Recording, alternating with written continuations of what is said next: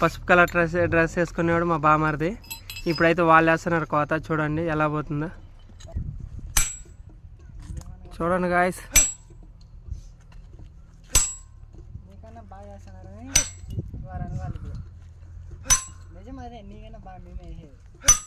మా వాడు మాటలు తక్కితే పని ఎక్కువ లేదు బ్రో, మాటలే ఎక్కువ ఉంటాయి. వేస్తాను మా తమ్ముడు బ్రో.